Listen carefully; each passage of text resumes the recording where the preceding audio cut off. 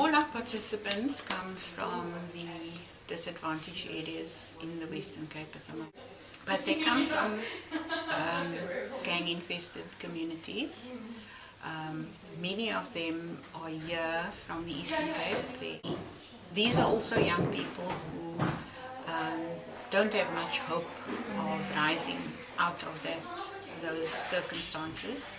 And for many of them, they're the first to matriculate, and going to a tertiary institution is sometimes, or most times, completely foreign to the community in which they live.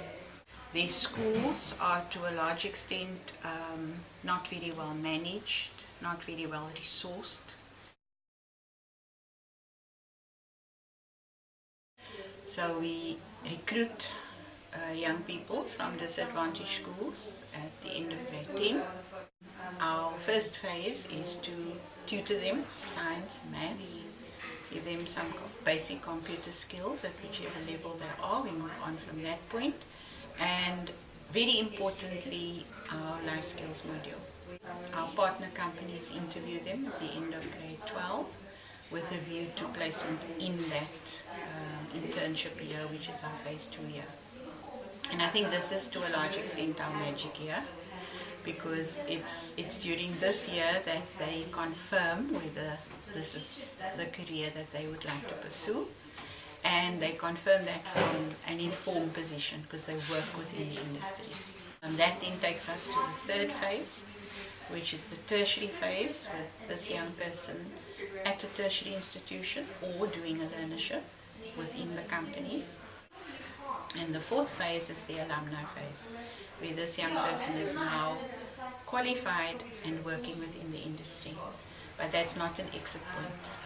Once you join Go for Gold, you are part of a family, so to speak.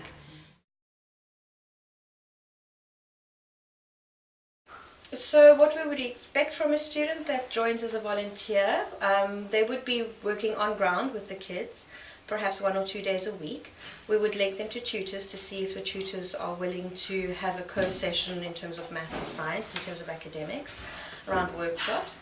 But then we also have a life skills program that they could link to in quite a strong way, where they can run life skills workshop around self-esteem or resilience building, perhaps looking at relationships in their life and friendships, things like that. They could definitely work on hands with students, which is quite nice, and I think a nice part of the program.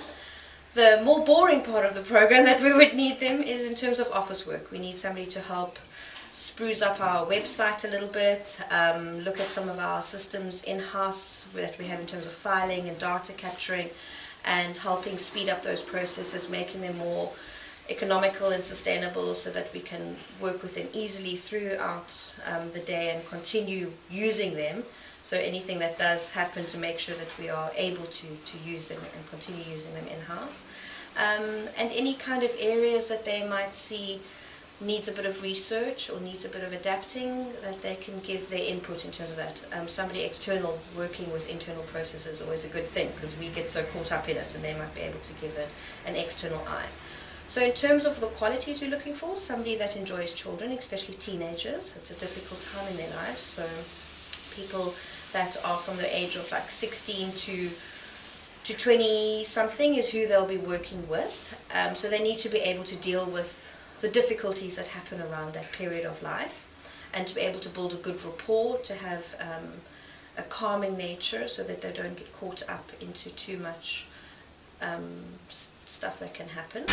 And then somebody that's critical thinking, so that when they come into the office they have the ability to analyze and be a critical thinker, be innovative, be independent, because we won't be able to constantly say, okay, this is your next task, this is your next task. They must be able to take on a couple of things themselves. And then just a good communicator, somebody that is able to communicate with all levels, from the youth that we're working with to the people in office. If they're just able to be honest and open and communicate, they'll be fine.